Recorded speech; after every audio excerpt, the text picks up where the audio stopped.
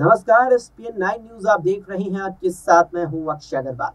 2024 के आम चुनावों की उल्टी गिनती जिस तरीके से शुरू हो चुकी है, उस ही तरीके से अब यहां पर नेताओं और राजनीतिक दलों का पाला बदलना भी शुरू हो गया है। जिस तरीके से 28 जनवरी को नीतीश कुमार की जेडीयू ने महागठबंधन का साथ छोड़कर वापसी एनडीए गठबंधन में की, तो उसके बाद अब बड़ी खबर उत्तर प्रदेश को लेकर आ रही है।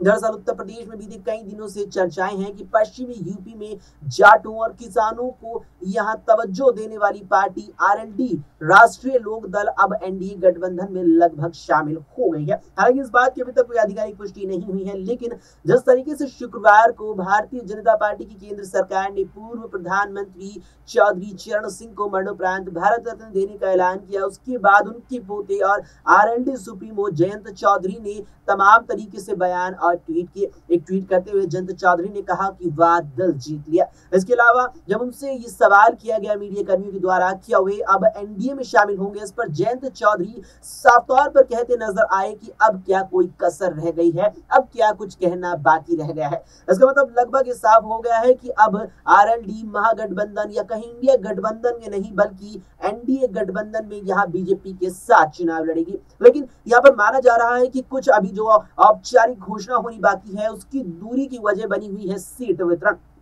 बता दें कि माना जा रहा है कि एनडीए के तहत यहां बीजेपी से आरएलडी पश्चिमी यूपी की 3 लोकसभा सीटों की मांग कर रही, जिसमें यहां पर बागपत, बिजनौर और मुजफ्फरनगर की मांग की गई। लेकिन सूत्रों की माने तो बीजेपी आलाकमान ने आरएलडी को बागपत, बिजनौर के साथ एक राज्यसभा सीट देने का प्रस्ताव रखा है, लेकिन मुजफ्फरनगर लोकसभा सीट बीजेपी ने आरएलडी को देने से इनकार कर दिया है। इसका बाद माना जा रहा है कि आरएलडी बीजेपी के इस प्रस्ताव से भी सहमत हो गई है। साथ ही साथ चर्चा ये भी है कि आरएलडी जब एनडीए गठबंधन में आ जाएगी तो उसके वर्तमान में 2 विधायकों को योगी सरकार की मंत्रिमंडल में शामिल किया जाएगा। साथ ही जीतने वाले एक सांसद को केंद्र में मंत्रिमंडल में शामिल किया जाएगा।